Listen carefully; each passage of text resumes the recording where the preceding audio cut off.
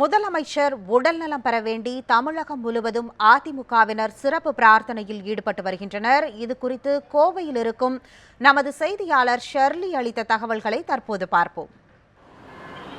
முதல்வரின் உடல்நிலை குறித்து நேற்று தகவல் வந்ததை அடுத்து சென்னையில் ஒரு பதற்றமான சூழலானது நிலவியது. இதனை அடுத்து பெட்ரோல் பங்குகள் மூடப்படும் என்று பல்வேறு வதந்திகளும் வெளியாகின. இதனை அடுத்து கோவையிலும் பார்த்தோமானால் பொதுமக்கள் பெட்ரோல் பங்குகள் மூடப்படும் என்ற அச்சம் ஏற்பட்டு இரவு முழுவதும் பொதுமக்கள் தங்கள் வாகனங்களுக்கு பெட்ரோல் அடிக்க பெட்ரோல் பங்குகளுக்கு நாடி சென்ற நிலை ஏற்பட்டது. இதனால் பெட்ரோல் பங்குகளில் பொதுமக்கள் குவிந்த வண்ணம் காணப்பட்டனர். ஆனால் இந்நிலையானது படிப்படியாக குறைந்துவிட்டது. தற்போது பிற்பகல் காலை முதல் பார்த்தோமானால் கோவையில் இயல்பான நிலையை நிலவி வருகிறது.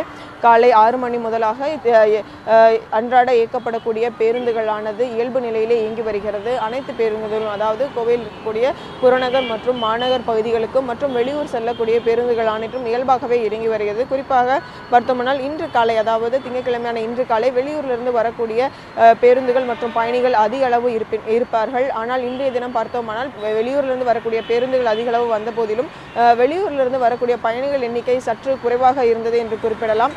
மற்றபடி பார்த்தோமானால் கோவையை பொறுத்தவரை காலை முதலாக திறக்கக்கூடிய அனைத்து கடைகளும், அதாவது பால் விநியோகமாகட்டும், பேப்பர் விநியோகமாகட்டும், சிறு சிறு வணிகர்கள், அதாவது சிறு கடைகள் ஆகட்டும், அனைத்து கடைகளும் திறக்கப்பட்டு ஒரு இயல்பான நிலையிலே இருக்கிறது. இதனால் இன்றைய தினமானது பொதுமக்கள் செல்லக்கூடிய, அதாவது தங்கள் பணிக்கு செல்லக்கூடியவர்களாகட்டும், பள்ளி மற்றும் கல்லூரிக்கு செல்லக்கூடிய மாணவர்கள் வாழ்க்கையில் எந்த ஒரு பாதிப்பும் ஏற்படவில்லை.